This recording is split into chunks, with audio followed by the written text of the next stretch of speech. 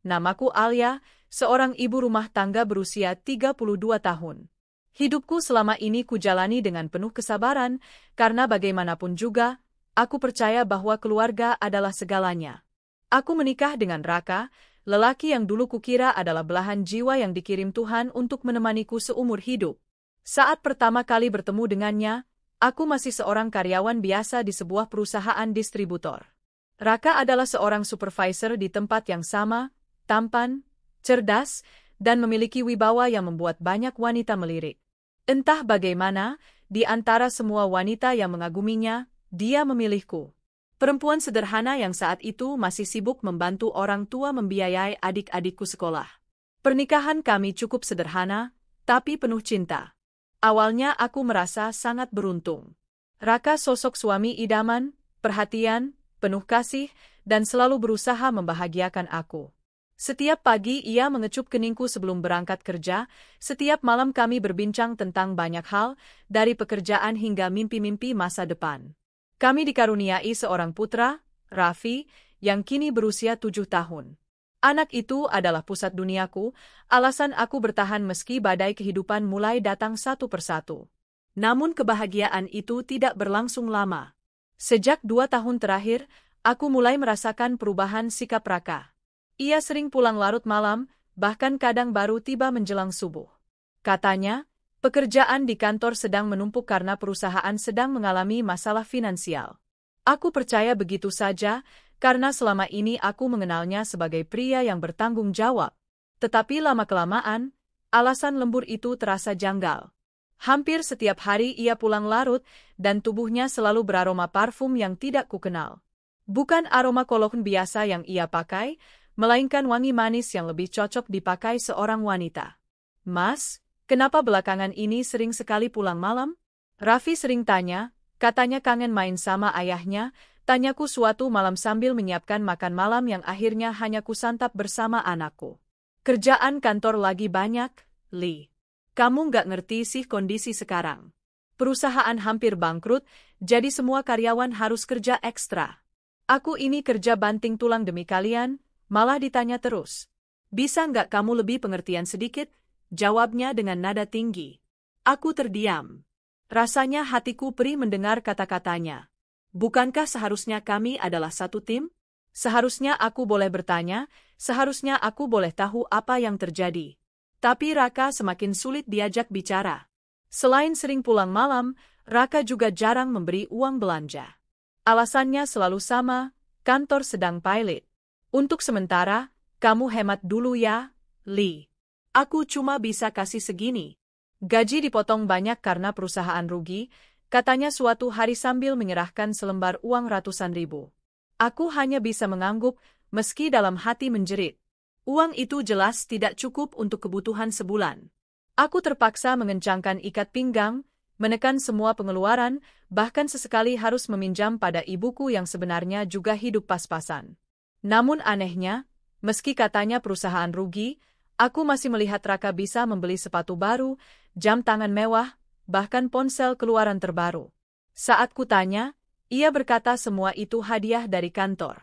Aku menelan mentah-mentah penjelasannya, mencoba menyingkirkan rasa curiga demi menjaga keharmonisan rumah tangga. Hari-hari kujalani dengan kesibukan sebagai ibu rumah tangga. Mengurus rumah, memasak, dan tentu saja merawat Raffi. Anak itu tumbuh sehat dan ceria, meski sesekali bertanya mengapa ayahnya jarang ada di rumah.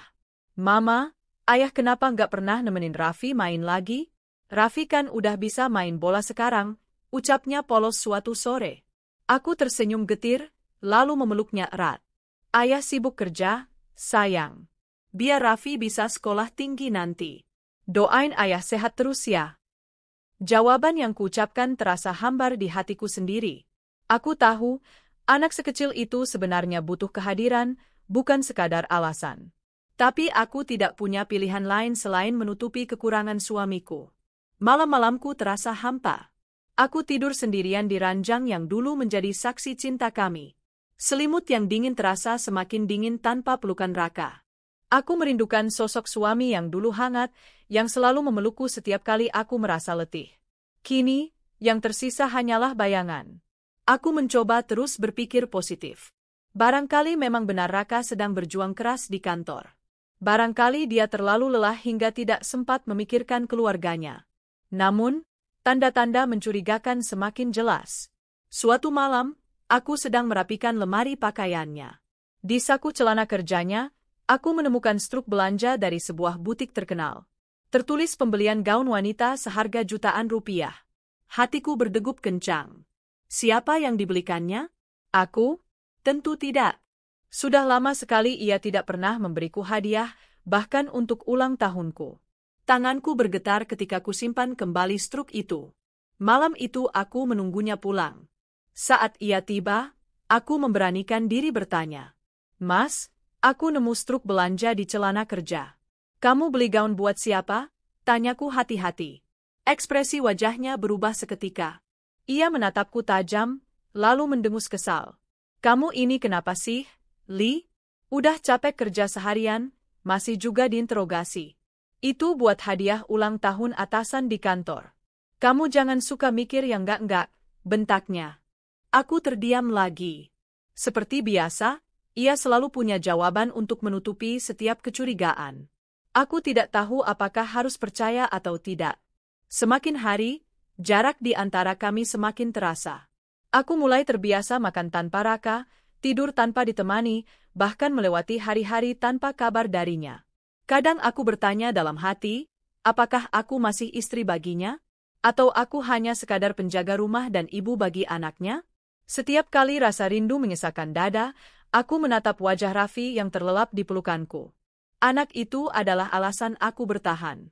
Aku tidak ingin ia tumbuh tanpa keluarga utuh. Tapi di balik kesabaran itu, hatiku menyimpan luka yang semakin dalam. Luka yang suatu saat pasti akan membawaku pada keputusan besar. Aku tidak tahu, saat itu aku masih berusaha menutup mata dari kenyataan. Aku tidak ingin percaya bahwa suamiku, lelaki yang dulu kucintai setulus hati, mungkin sedang menyembunyikan sesuatu yang kelak akan menghancurkan seluruh hidupku. Aku hanya tahu satu hal, badai yang lebih besar sedang menanti di depan. Hari itu adalah salah satu hari terberat dalam hidupku. Pagi masih basah oleh embun ketika Raffi tiba-tiba jatuh demam tinggi. Semula kukira hanya flu biasa, namun tubuh mungilnya menggigil hebat, wajahnya pucat, dan napasnya tersengal. Panik langsung menyergap dadaku. Aku segera membawanya ke rumah sakit terdekat, sendirian, dengan taksi, karena Raka sudah berangkat sejak subuh dengan alasan ada rapat mendadak di kantor. Di ruang gawat darurat, dokter memutuskan agar Raffi dirawat inap. Hasil pemeriksaan menunjukkan ada infeksi serius di saluran pernapasannya. Aku hampir menangis melihat selang infus menusuk tangan kecilnya. Bu, tolong jangan panik. Kondisi anak ibu butuh perawatan intensif. Pastikan ia ditemani agar tidak merasa sendirian, kata dokter dengan suara menenangkan. Aku mengangguk cepat, menggenggam tangan Raffi yang lemah. Air mataku menetes tanpa bisa kutahan. Sesudah urusan administrasi selesai, aku segera menghubungi Raka. Kupikir sebagai ayah, ia pasti akan segera datang. Mas, Raffi sakit. Dia harus dirawat di rumah sakit. Tolong datang, aku butuh kamu, ucapku dengan suara bergetar. Hening sejenak di seberang. Lalu terdengar helaan napas berat. Li, kamu tahu nggak sekarang aku lagi sibuk banget? Aku ada meeting penting sama klien. Kamu jangan manja deh. Kan ada perawat di sana. Kamu bisa jagain sendiri. Hatiku tercekat. Tapi mas, ini anak kita. Dia butuh ayahnya. Aku juga nggak bisa sendirian terus. Tolong sekali ini aja, temani kami. Aku bilang nggak bisa yang nggak bisa. Jangan bikin aku tambah stres. Kalau kamu nggak kuat, suruh aja si Wati, pembantu, gantian nemenin. Aku banyak kerjaan, jawabnya ketus. Telepon terputus begitu saja. Aku terduduk lemas di kursi ruang rawat, memandangi layar ponsel dengan perasaan hancur. Bagaimana bisa seorang ayah lebih memilih rapat ketimbang menemani anaknya yang sakit parah? Malam itu aku begadang di samping ranjang Raffi. Tubuh kecilnya panas, sesekali ia mengigau memanggil ayahnya. Mama. Ayah mana? Tanyanya lirih dengan mata setengah terpejam. Aku menggenggam tangannya erat, menahan tangis. Ayah lagi kerja, sayang. Nanti kalau ayah selesai, Ayah pasti datang. Padahal aku tahu, kemungkinan besar Raka tidak akan muncul malam itu. Jam dinding menunjukkan pukul 11 malam. Aku menatap layar ponsel, menunggu pesan atau telepon dari suamiku. Tidak ada. Hanya hening. Aku menunduk, menahan sesak. Rasanya aku benar-benar sendiri.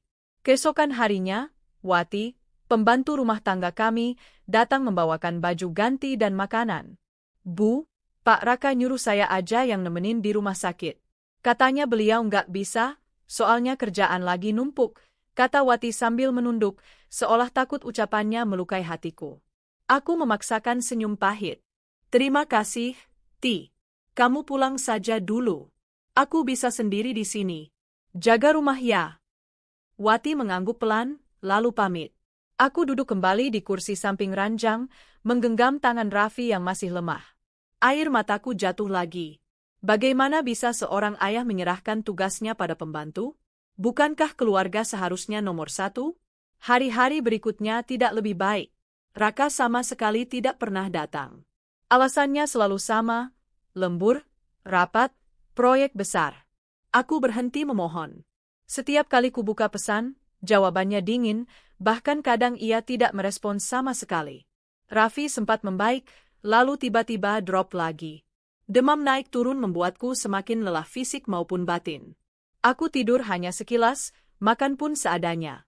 Semua energiku tercurah untuk anakku. Namun dalam diam, ada luka lain yang semakin dalam, ketiadaan Raka. Bukan hanya fisiknya, tapi juga hatinya yang seolah sudah tidak di rumah ini lagi. Suatu sore, aku memberanikan diri meneleponnya lagi. Mas, kalaupun sibuk, setidaknya sekali aja jenguk Raffi. Dia nyariin terus. Dia tanya kenapa ayah nggak pernah datang. Suara di seberang terdengar kesal. Li, tolong jangan bikin masalah. Aku udah capek banget di kantor.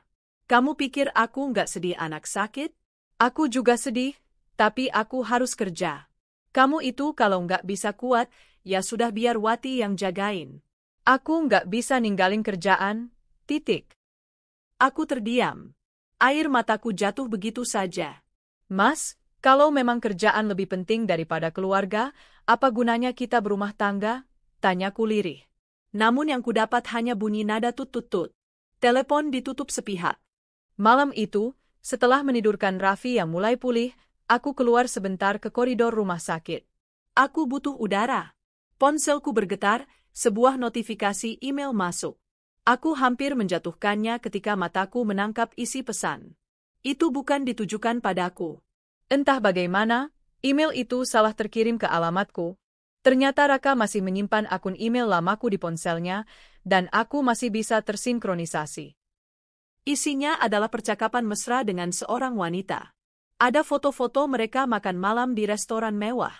Kalimat-kalimat manis yang tidak pernah lagi kudengar darinya. Wanita itu adalah sekretarisnya, yang pernah kulihat sekali saat kantor mengadakan acara keluarga. Jantungku berdegup tak karuan.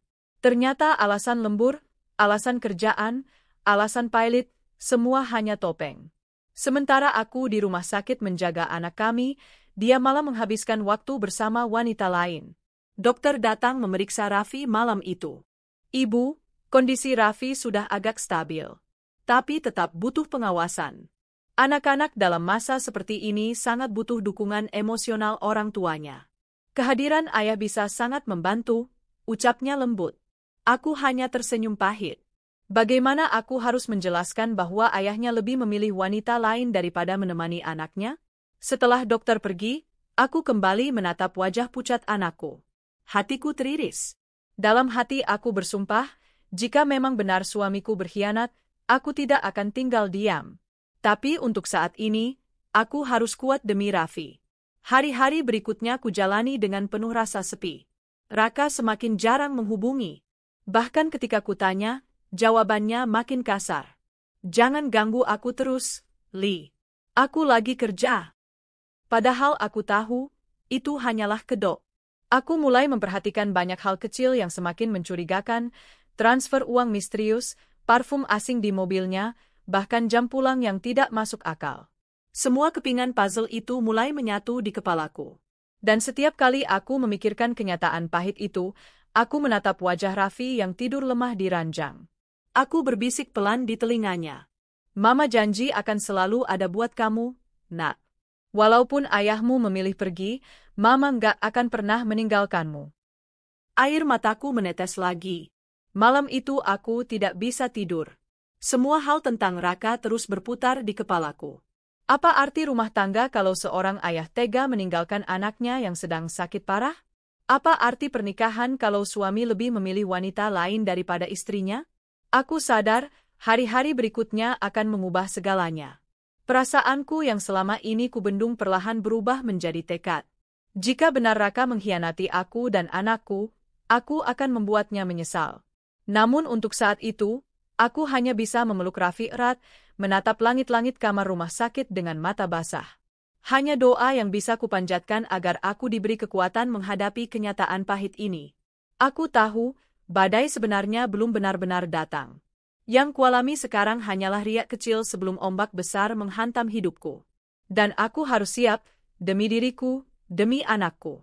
Hari itu, setelah hampir seminggu menemani Raffi di rumah sakit, dokter akhirnya mengizinkan kami pulang.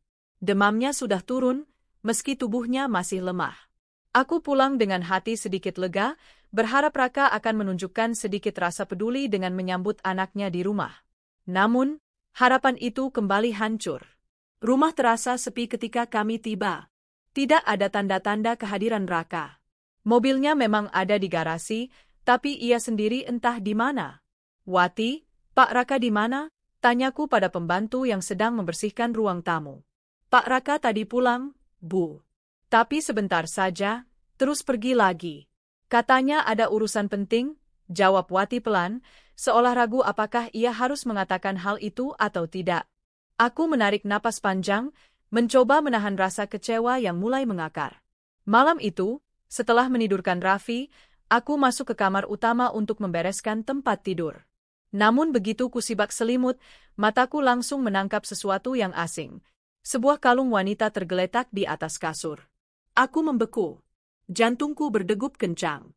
Kalung itu berkilau di bawah cahaya lampu kamar. Desainnya elegan, dengan liontin kecil berbentuk hati. Saat kuambil, mataku terhenti pada sebuah detail. Inisial nama terukir halus di belakang liontin. Huruf-huruf itu begitu jelas, Esa.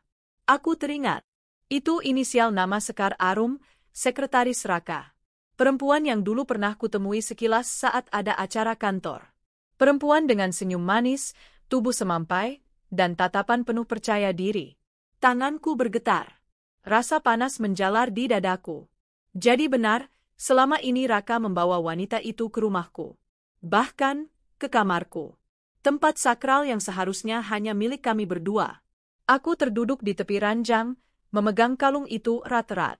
Air mataku menetes tanpa bisa kubendung. Semua curiga, semua tanda-tanda yang selama ini kutepis, kini menemukan jawabannya. Saat Raka pulang tengah malam, aku menunggunya di ruang tamu. Wajahku masih basah oleh air mata, tapi hatiku sudah dipenuhi tekad. Mas, ucapku lirih, menunjukkan kalung itu.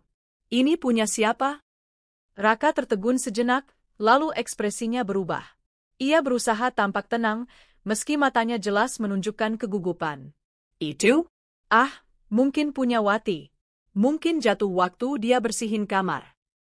Aku menatapnya tajam. Jangan bohong, Mas. Aku tahu persis ini bukan punya Wati. Ini punya sekretarismu, kan? Ada inisial namanya di sini. Esa. Itu jelas milik Sekar Arum. Wajah Raka langsung memerah. Ia melotot padaku, seperti seekor binatang yang terpojok.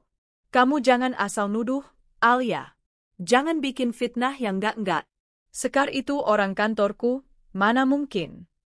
Cukup, potongku dengan suara bergetar. Aku bukan bodoh, Mas. Kamu pikir aku nggak tahu semua kebohonganmu selama ini? Alasan lembur, alasan perusahaan pilot, alasan uang habis, semuanya cuma kedok kan? Kamu habiskan untuk perempuan itu. Raka terdiam. Bibirnya bergerak-gerak, tapi tak ada kata keluar. Keheningan malam hanya dipenuhi suara detak jam dinding dan isakanku yang pecah. Mas, demi Tuhan, Aku ini istrimu. Aku menemani kamu dari nol. Aku sabar walau kamu jarang pulang, walau aku harus mengencangkan ikat pinggang, walau aku harus menjaga anak kita sendirian. Tapi kenapa balasannya begini? Kamu tega bawa perempuan itu ke rumah kita, ke kamar kita, saat anakmu sakit di rumah sakit.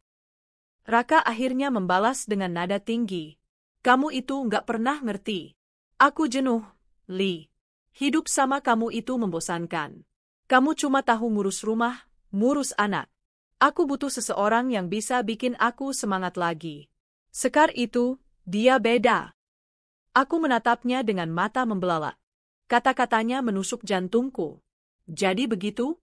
Semua pengorbananku nggak ada artinya? Aku ini cuma istri yang membosankan bagimu. Raka mengalihkan pandangan. Aku nggak bisa munafik. Aku sayang sama Sekar. Dia bikin aku hidup lagi. Dan kalau kamu terus-terusan nyalahin aku bisa pilih dia.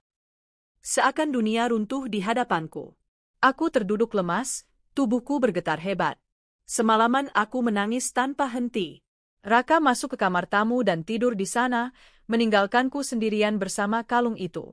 Aku memandang foto keluarga di meja samping ranjang. Foto ketika Raffi masih bayi, kami bertiga tersenyum bahagia. Apakah itu semua hanya kepalsuan? Apakah cintanya padaku memang sudah lama mati? Aku teringat malam-malam di rumah sakit saat aku menahan kantuk demi menemani anak kami. Sementara dia, di sini, di rumah, tidur dengan perempuan lain di ranjang kami. Luka itu terlalu dalam untuk bisa termaafkan. Hari-hari berikutnya, aku mulai mengawasi lebih cermat. Aku tidak lagi menutup mata. Kutemukan pesan-pesan mesra di ponselnya, meski sebagian sudah dihapus. Ada bukti transfer ke rekening Sekar dalam jumlah besar, dengan keterangan, pinjaman pribadi. Aku bahkan menemukan brosur apartemen di tas kerjanya, dengan catatan tangan, untuk Sekar supaya lebih mudah bertemu. Setiap bukti menambah robekan di hatiku. Tapi anehnya, juga menambah kekuatan.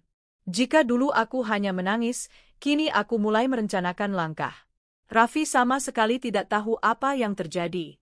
Ia sibuk dengan sekolah dan masa pemulihannya. Setiap kali bertanya kenapa ayahnya jarang di rumah, aku hanya menjawab singkat, ayah sibuk kerja. Tapi dalam hati, aku merasa bersalah. Haruskah aku terus menutupi kenyataan? Atau kelak Raffi harus tahu bahwa ayahnya lebih memilih perempuan lain daripada dirinya? Kadang, saat aku melihat senyum polosnya, hatiku terasa makin hancur. Raffi tidak pantas menerima semua ini. Ia berhak punya keluarga yang utuh. Tapi suamiku sendiri yang menghancurkannya. Suatu malam, setelah memastikan Raffi tidur, aku duduk sendirian di ruang tamu. Kalung itu masih kusimpan di dalam laci meja. Aku menatapnya lama, lalu menggenggam erat. Sekar Arum, kamu sudah masuk ke rumahku, merebut suamiku, merusak keluargaku. Kamu pikir aku akan diam? Tidak. Aku akan pastikan kalian berdua menyesal. Dalam hati, sebuah tekad mulai terbentuk. Aku tidak akan terus jadi korban. Aku harus bangkit, demi diriku sendiri, demi anakku. Aku tahu, jalan ini tidak akan mudah. Tapi aku juga tahu, aku tidak lagi bisa membiarkan Raka mempermainkanku. Badai sesungguhnya baru saja dimulai. Sejak kutemukan kalung dengan inisial, Esa, di ranjang pernikahanku, mataku seperti terbuka lebar. Semua yang dulu kuanggap kebetulan, kini menjadi potongan puzzle yang perlahan-lahan membentuk gambar besar. Dan gambar itu begitu menyakitkan, suamiku berselingkuh dengan sekretarisnya. Aku mulai lebih teliti memperhatikan gerak-geriknya. Tidak lagi hanya percaya pada kata-katanya. Suatu sore, aku mencuci baju kerjanya. Dari saku jas, kutemukan selembar struk dari sebuah restoran mewah. Tanggalnya tepat malam saat aku di rumah sakit menjaga Raffi. Struk itu menunjukkan 2 menu utama, 2 dessert, dan sebotol wine mahal. Tanganku gemetar saat membacanya. 2 orang. Bukan rapat, bukan makan bersama klien. Itu makan malam romantis. Aku menyimpannya dalam map bersama kalung yang kutemukan. Beberapa hari kemudian, di meja kerja Raka, aku menemukan sebuah amplop kecil berisi brosur apartemen. Di salah satu halaman ada coretan tulisan tangannya. Dekat kantor bagus untuk Sekar. Jangan lupa booking minggu depan. Aku hampir muntah saat membacanya. Jadi benar, ia berniat menyediakan tempat tinggal untuk perempuan itu. Sementara aku harus berhemat bahkan untuk membayar obat Raffi, dia dengan santainya menyiapkan apartemen bagi selingkuhannya. Kesempatan emas datang suatu malam. Raka pulang larut, dalam keadaan mabuk. Ia meletakkan ponselnya sembarangan di meja, lalu langsung masuk ke kamar mandi. Dengan jantung berdegup kencang, aku mengambil ponsel itu. Tangan gemetarku menelusuri aplikasinya. Sebagian besar pesan memang sudah dihapus, tapi aku berhasil menemukan folder tersembunyi di galeri. Foto-foto mereka. Ada foto Raka bersama Sekar sedang makan malam. Ada foto di dalam mobil, Sekar menyender manja di bahunya. Ada foto di kamar hotel, dengan tatapan mesra yang dulu hanya jadi milikku. Air mataku mengabur, tapi aku terus menggulir layar. Setiap gambar adalah pisau yang mengiris hatiku. Dan yang paling menghancurkan, sebuah pesan singkat. Sayang, kapan kita bisa tidur di rumahmu lagi? Rasanya lebih nikmat di sana daripada di hotel. Aku suka kamarmu. Tanganku hampir menjatuhkan ponsel itu. Jadi benar. Jadi bukan hanya sekali. Mereka sudah berulang kali melakukannya di kamarku. Di ranjangku. Di tempat suci yang seharusnya hanya milik aku dan suamiku. Aku menutup mulut dengan tangan, menahan teriakan yang hampir pecah. Tubuhku gemetar hebat. Aku berlari ke kamar mandi, muntah sampai perutku kram. Malam itu aku tidak tidur. Aku duduk di samping Raffi yang lelap, menatap wajahnya yang damai. Sesekali ia meringkuk, lalu mendekap boneka kesayangannya. Aku usap rambutnya perlahan. Maafkan Mama, Nak. Mama harus kuat. Demi kamu. Wajah polos itu adalah penguatku. Setiap kali rasa hancur hampir menelan diriku, aku hanya perlu menatap Raffi untuk mengingat, aku tidak boleh kalah. Esok paginya, aku mencoba berbicara lagi dengan Raka. Mas, aku tahu semuanya. Aku lihat foto-foto di ponselmu. Aku tahu kamu mau belikan apartemen buat Sekar. Mas, kenapa? Apa aku kurang baik jadi istri? Apa aku kurang setia mendampingi? Raka menatapku lama, lalu menghela napas panjang. Li, aku capek dengar pertanyaanmu. Aku memang sayang sama Sekar. Dia bikin aku bahagia. Kamu terlalu banyak menuntut. Selalu minta aku di rumah, selalu mengeluh. Aku butuh ruang bernapas. Aku tersenyum pahit, meski air mata menetes deras. Ruang bernapas? Jadi ruang bernapas itu kamu dapatkan dengan mengkhianati istri dan anakmu sendiri. Raka berbalik, tidak mau menatapku. Aku nggak mau bahas ini lagi. Ia melangkah pergi, meninggalkanku dengan hati yang remuk. Malam harinya, aku curhat pada sahabatku, Dina. Ia satu-satunya orang yang kupercaya. Ya Tuhan, Li, jadi selama ini Raka selingkuh sama sekretarisnya? Aku udah lama curiga, tapi nggak berani ngomong. Aku takut kamu nggak percaya, kata Dina dengan wajah prihatin. Aku menunduk, memainkan jari-jari tanganku. Aku nemu kalung, struk, foto-foto. Semuanya jelas. Tapi aku masih sakit hati setiap kali harus mengakuinya.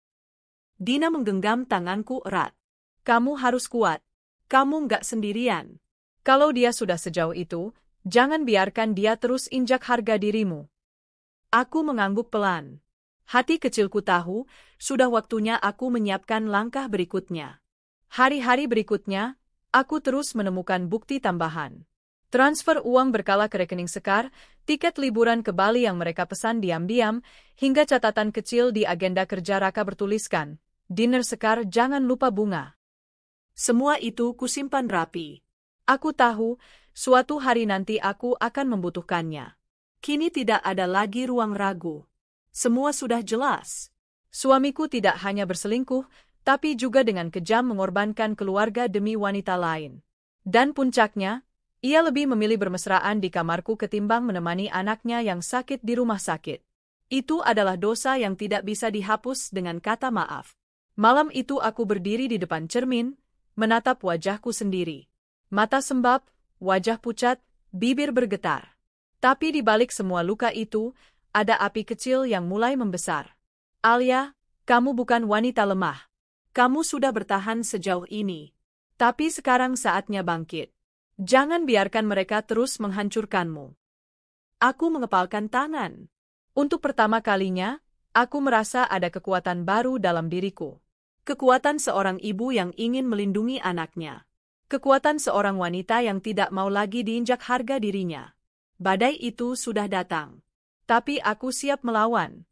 Malam itu udara begitu pengap, seolah ikut menekan dadaku. Raka kembali tidak pulang dengan alasan lembur. Aku sudah tidak lagi percaya, tapi kali ini aku tidak hanya ingin diam dan menunggu. Ada firasat buruk yang menyeretku untuk mencari tahu. Aku meninggalkan Raffi yang sudah tidur bersama Wati, lalu diam-diam mengikuti langkah suamiku. Mobilnya kulihat masuk ke komplek perumahan, ke arah rumahku sendiri. Hatiku berdegup kencang. Kenapa ia pulang tapi tidak memberi kabar? Dengan langkah pelan, aku masuk lewat pintu belakang. Suasana rumah tampak sepi, lampu kamar utama redup menyala. Saat itu aku mendengar suara tawa lirih seorang wanita dari dalam kamarku. Darahku mendidih. Aku mendekat, lalu membuka pintu perlahan. Dan di sanalah kulihat pemandangan yang menghancurkan seluruh jiwaku. Raka dan Sekar sedang berbaring di ranjangku, saling berpelukan mesra. Kakiku lemas, tubuhku bergetar hebat. Mas, astagfirullah, apa yang kalian lakukan? Keduanya terlonjak kaget. Sekar buru-buru menutup tubuhnya dengan selimut, wajahnya pucat pasi. Raka bangkit, wajahnya panik tapi segera berubah jadi marah. Alia, kamu ngapain di sini? Aku menatapnya dengan mata penuh air mata. Ngapain? Ini rumahku. Ini kamarku. Aku istrimu, Mas. Dan kamu tega bawa perempuan ini ke sini. Sekar menunduk, tak berani menatapku. Tapi Raka, dengan wajah keras, justru balas menantang. Sudahlah, Li. Aku capek dengan sikapmu. Kamu selalu curiga, selalu mengekang aku. Aku butuh bahagia, dan Sekar kasih itu ke aku. Air mataku jatuh deras. Aku melangkah mendekat, menunjuk Sekar yang bersembunyi di balik selimut. Bahagia? Bahagia dengan cara menghancurkan rumah tangga? Bahagia dengan cara menginjak harga diri istrimu sendiri? Mas, aku di rumah sakit menjaga anakmu yang sakit, sementara kamu di sini, tidur dengan perempuan lain. Suara Raka meninggi.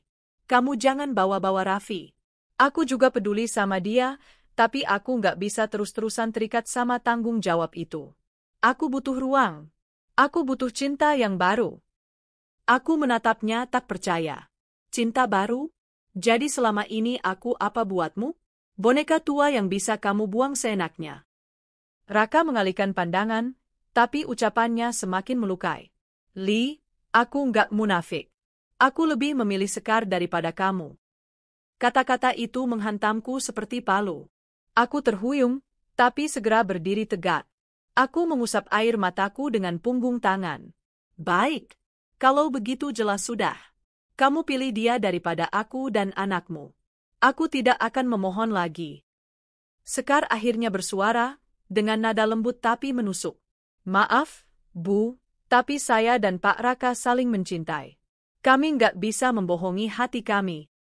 Aku menatapnya tajam, tatapan yang bahkan membuatnya menunduk kembali. Kamu, masuk ke rumahku, tidur di ranjangku, merebut suamiku, lalu bicara tentang cinta? Tidak ada yang lebih hina dari itu. Raka melangkah mendekat, wajahnya merah padam. Cukup, Alia. Jangan hina dia. Kalau kamu nggak terima, itu masalahmu. Aku tetap pilih dia. Aku menarik napas panjang, mencoba menahan tubuhku yang hampir goyah. Baik, Mas. Mulai detik ini, anggap saja rumah tangga kita selesai. Aku minta cerai. Raka terdiam sejenak, seolah kaget mendengar ketegasanku. Namun kemudian ia justru tersenyum sinis. Cerai? Silakan. Aku malah lega kalau kamu yang minta duluan. Aku bisa hidup tenang dengan Sekar tanpa drama dari kamu. Dadaku sesak, tapi aku menegakkan tubuh. Jangan khawatir. Aku tidak akan mengemis. Tapi ingat, Mas, suatu hari kamu akan menyesal. Sangat menyesal. Tanpa menunggu jawaban, aku berbalik meninggalkan kamar itu. Langkahku gemetar, tapi hatiku bulat. Aku tidak akan pernah kembali pada pria yang tega mengkhianati anak dan istrinya. Aku masuk ke kamar Raffi, mendekapnya erat. Anak itu tidur pulas, tak tahu apa-apa. Air mataku jatuh membasahi rambutnya. Maafkan Mama, Nak. Mama gagal menjaga rumah tangga kita. Tapi Mama janji, Mama nggak akan pernah biarkan kamu kekurangan kasih sayang. Malam itu aku tidak tidur. Kepalaku penuh dengan rencana. Aku sudah tidak lagi sekadar wanita yang disakiti. Aku adalah seorang ibu yang harus bangkit demi harga diri dan demi masa depan anakku. Pagi harinya, Raka sudah tidak ada di rumah. Hanya ada Wati yang menatapku dengan cemas. Bu, maaf saya lancang, tapi saya dengar semalam. Saya lihat Pak Raka bawa Bu Sekar masuk ke kamar. Saya benar-benar nggak tega lihat ibu disakiti begitu, ucapnya lirih. Aku mengangguk pelan, mencoba tersenyum. Terima kasih, Ti. Jangan khawatir. Mulai sekarang, aku tahu apa yang harus kulakukan. Aku masuk ke kamar, mengambil semua bukti yang sudah kukumpulkan, kalung, struk, foto, bukti transfer, hingga brosur apartemen. Semuanya kusimpan rapi dalam sebuah map. Hari ini, aku tidak lagi sekadar istri yang menangis. Aku adalah istri yang siap melawan. Sepanjang hari itu, aku merasa seperti manusia baru. Luka itu masih ada, tapi kini mengeras menjadi batu. Aku tidak lagi larut dalam air mata. Aku melihat ke arah cermin, menatap wajahku sendiri. Alia, kamu sudah sampai batas. Sekarang saatnya berdiri. Bukan untuk balas dendam semata, tapi untuk menunjukkan bahwa kamu tidak bisa diinjak seenaknya. Aku mengepalkan tangan, memeluk Raffi yang berlari kecil memanggilku. Senyum polosnya membuatku semakin yakin. Apapun yang terjadi, aku akan pastikan suamiku dan selingkuhannya menyesal seumur hidup. Hari-hari setelah malam pengkhianatan itu terasa berat, tapi tidak lagi membuatku rapuh.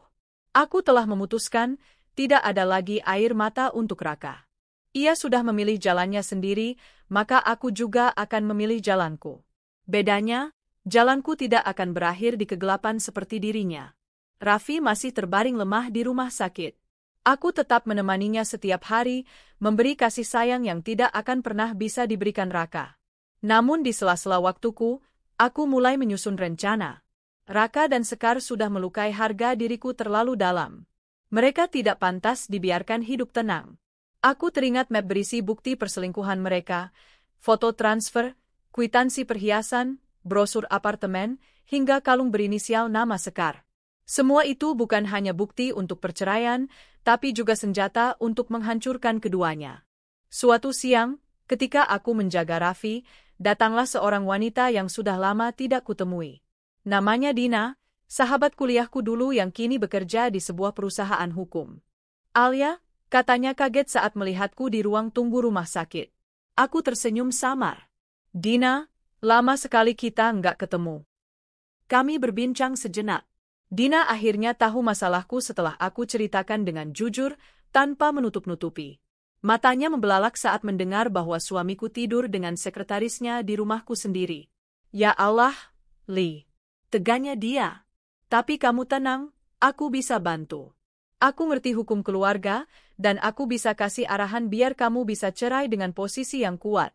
Jangan takut, kamu punya hak penuh atas anakmu, katanya meyakinkan.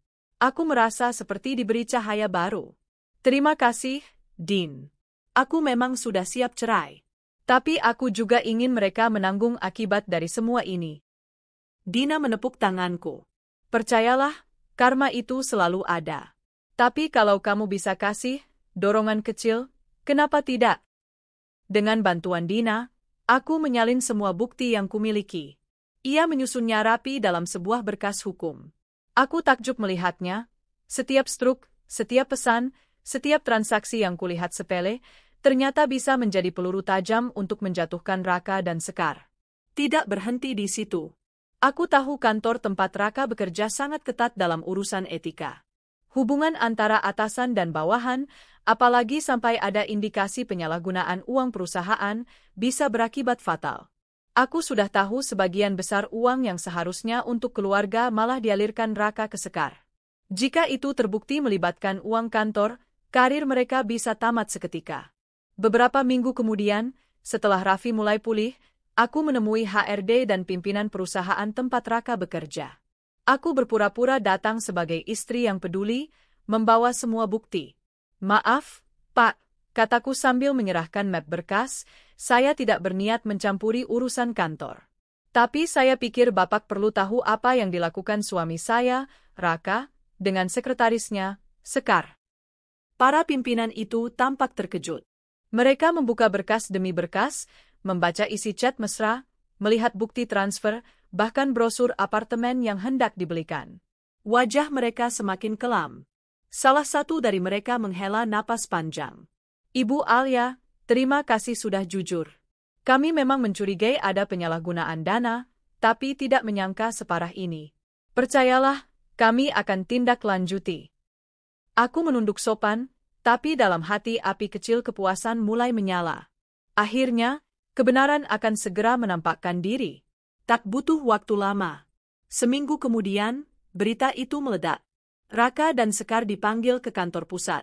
Di depan Dewan Pimpinan, mereka diinterogasi habis-habisan.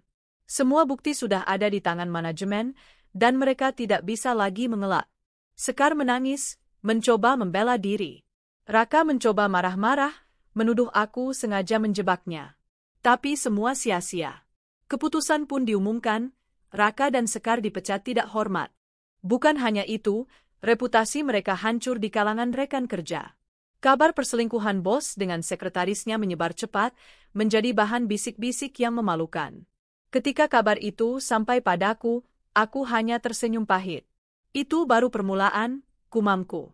Raka mencoba mendatangiku setelah dipecat. Ia datang dengan wajah lusuh, berbeda jauh dari pria angkuh yang dulu menatapku sinis. Alia, tolong, aku butuh bantuanmu. Aku nggak punya kerjaan lagi. Sekar juga kena dampaknya. Aku nyesel. Aku menatapnya dingin. Nyesei? Kamu nyesel karena ketahuan atau karena kehilangan segalanya? Kalau kamu benar-benar menyesal, seharusnya kamu nggak tega ninggalin anakmu saat dia sakit, hanya demi tidur dengan perempuan lain. Raka terdiam, matanya merah. Aku melanjutkan dengan suara tenang namun menusuk. Maaf, Mas. Kamu sudah buat pilihanmu sendiri. Sekarang aku juga sudah buat pilihanku, hidup tanpa kamu. Aku menutup pintu di depannya, meninggalkan dia yang berdiri terpuruk. Ada sedikit rasa iba, tapi jauh lebih besar rasa lega. Aku akhirnya bebas dari bayangan suami yang dulu kucintai tapi tega menusukku dari belakang. Kabar lain datang tak lama kemudian. Sekar ditinggalkan keluarganya sendiri karena malu. Ia dianggap membawa aib. Beberapa teman dekatnya menjauh, takut ikut tercoreng. Wanita yang dulu begitu percaya diri merenggut suamiku, kini terpuruk sendirian. Aku tidak bersorak gembira, tapi ada rasa adil yang menenangkan. Dunia memang berputar. Tidak ada yang bisa menginjak orang lain tanpa konsekuensi. Sementara itu, aku mulai menata hidup baru. Aku kembali bekerja dengan membuka usaha kecil bersama Dina. Usaha itu ternyata berkembang pesat karena aku serius dan bekerja keras. Raffi juga mulai pulih total, tumbuh semakin kuat dan ceria. Setiap kali aku menatap matanya, aku tahu semua luka ini tidak sia-sia. Aku harus menjadi ibu sekaligus ayah terbaik baginya. Dan di tengah proses bangkit itulah, aku berkenalan lebih dekat dengan sosok yang tak kusangka, Pak Arman, bos besar di kantor tempat Raka dulu bekerja. Pak Arman awalnya mendekat hanya untuk memastikan aku baik-baik saja. Saya salut pada Ibu Alia. Meski disakiti, ibu tetap tegar, bahkan masih peduli pada kebenaran. Perusahaan ini berutang budi pada ibu. Pembicaraan singkat itu berkembang menjadi hubungan yang hangat. Ia sering menanyakan kabarku, bahkan kadang mengajak Raffi jalan-jalan.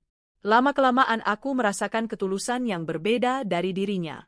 Aku tidak buru-buru membuka hati, tapi aku tahu, mungkin inilah awal dari kehidupan baru yang jauh lebih baik.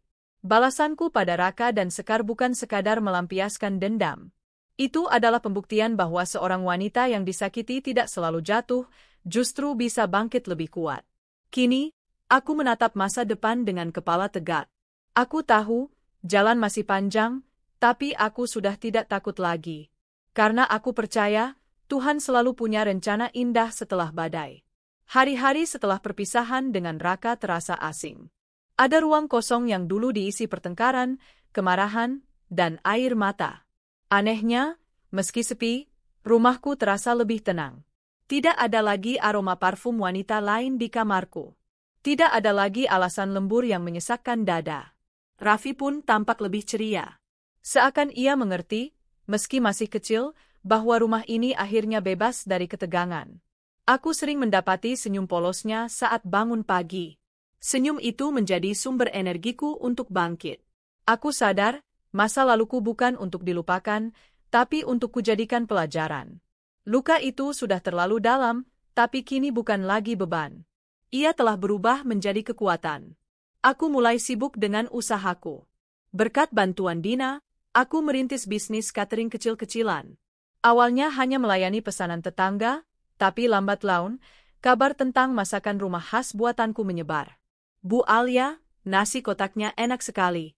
Minggu depan bisa pesan 100 box untuk acara pengajian, kata seorang pelanggan. Aku tersenyum.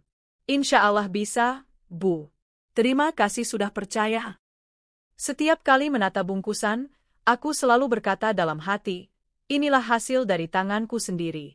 Aku bisa berdiri tanpa Raka. Raffi sering membantu, meski hanya dengan cara kecil. Ia suka menempelkan stiker logo cateringku di kotak-kotak nasi. Biar makin cantik, Bunda, katanya dengan senyum bangga. Aku tersenyum haru. Anak kecil itu sudah menjadi bagian besar dalam perjuanganku. Di tengah kesibukan, ada satu sosok yang perlahan masuk ke kehidupanku, Pak Arman. Ia memang sudah lama ku tahu, bos besar di kantor Raka dulu. Sejak kasus perselingkuhan itu terbongkar, ia beberapa kali menghubungiku, sekadar menanyakan kabar. Awalnya aku canggung. Tapi seiring waktu, aku merasakan ketulusan yang sulit kutolak. Alia, saya tahu kamu sudah banyak terluka. Tapi percayalah, orang yang benar-benar menghargai wanita tidak akan pernah memperlakukanmu seperti itu, katanya suatu sore saat kami duduk di kafe rumah sakit, menemani Raffi kontrol kesehatan. Aku terdiam. Kata-kata itu menusuk, tapi bukan dengan luka. Justru ada rasa nyaman yang muncul. Sejak hari itu, Arman lebih sering hadir. Kadang mengantar bahan-bahan untuk cateringku, kadang sekadar menemani Raffi bermain. Suatu sore, Raffi mendekati Arman yang sedang duduk di ruang tamu. Anak itu tanpa canggung duduk di pangkuannya. Om Arman, kalau Om jadi ayahku, boleh nggak? Tanyanya polos. Aku yang sedang di dapur terkejut mendengarnya. Wajahku panas, antara malu dan bingung. Arman hanya tersenyum lembut, menatapku sejenak sebelum menjawab Raffi. Kalau bundamu setuju, Om akan sangat senang jadi ayahmu. Hatiku bergetar. Kalimat sederhana itu menumbuhkan sesuatu yang sudah lama kutekan, harapan untuk kembali dicintai, kali ini dengan cara yang benar. Hubunganku dengan Arman berkembang secara alami. Tidak ada paksaan, tidak ada kebohongan. Ia selalu terbuka, menghargai, dan sabar menghadapi ketakutanku untuk membuka hati. Alia, kamu nggak perlu buru-buru. Saya akan tetap di sini, menunggu. Karena saya tahu, kamu pantas dicintai dengan sepenuh hati, katanya suatu kali. Aku menatapnya lama. Dalam hatiku, ada perbandingan yang tak bisa kuhindari. Wajah dingin Raka yang selalu penuh amarah, dengan tatapan Arman yang hangat penuh ketulusan. Perbedaan itu seperti siang dan malam. Akhirnya, aku sadar, mungkin Tuhan memang menutup satu pintu dengan keras agar aku bisa menemukan pintu lain yang lebih indah. Setelah hampir setahun saling mengenal, Arman akhirnya melamarku. Alia, izinkan saya bukan hanya mencintaimu, tapi juga membesarkan Raffi bersama-sama. Saya ingin kalian berdua jadi bagian hidup saya, ucapnya dengan penuh kesungguhan. Air mataku mengalir, tapi kali ini bukan air mata luka. Ya, Arman. Aku terima. Pernikahan kami sederhana, hanya dihadiri keluarga dekat dan sahabat. Namun suasananya hangat dan penuh doa. Dina berdiri di sampingku sebagai saksi, tersenyum lebar. Li, akhirnya kamu dapat yang terbaik. Kamu pantas bahagia, bisiknya. Raffi tampak paling bahagia. Ia berlarian di aula kecil tempat resepsi digelar, mengenakan jas mungil. Bunda, Ayah Arman sekarang ayahku juga, ya? Tanyanya. Aku mengangguk sambil memeluknya erat. Iya, Nak. Sekarang kita punya keluarga baru. Setelah menikah, aku pindah bersama Raffi ke rumah Arman. Rumahnya luas dan mewah, tapi yang membuatku nyaman adalah suasananya. Tidak ada teriakan, tidak ada rasa takut, hanya tawa dan kebersamaan. Arman benar-benar menepati janjinya. Ia tidak hanya mencintaiku, tapi juga menyayangi Raffi seperti darah dagingnya sendiri. Ia mengantar sekolah, menemaninya bermain, bahkan membacakan dongeng sebelum tidur. Aku sering terharu melihat kedekatan mereka. Ya Allah, inikah kebahagiaan sejati yang selama ini kucari? Batinku.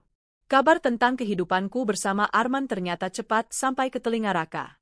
Suatu hari ia muncul di depan rumah, wajahnya lusuh, pakaiannya tidak terurus. Alia, kamu sungguh tega. Setelah semua ini, kamu malah nikah sama bosku, katanya dengan suara serak. Aku menatapnya tenang. Aku tidak tega, Raka. Justru kamulah yang tega. Kamu meninggalkan aku dan anakmu saat kami paling membutuhkanmu. Kamu memilih Sekar, bukan aku. Jadi jangan salahkan siapapun kecuali dirimu sendiri. Raka menunduk, air matanya jatuh. Tapi kali ini, aku tidak lagi merasa iba. Hatiku sudah mati untuknya. Yang ada hanyalah rasa syukur, karena aku akhirnya bisa melihat jelas siapa dia sebenarnya. Sekar? Aku dengar ia kini hidup terseok-seok, ditinggalkan keluarga, tanpa pekerjaan. Dulu ia tersenyum menang saat merebut suamiku. Kini, senyumnya lenyap, berganti dengan tangisan. Aku tidak menutupi kebahagiaanku. Bukan untuk menyombongkan diri, tapi untuk menunjukkan bahwa hidup tidak berhenti hanya karena dikhianati.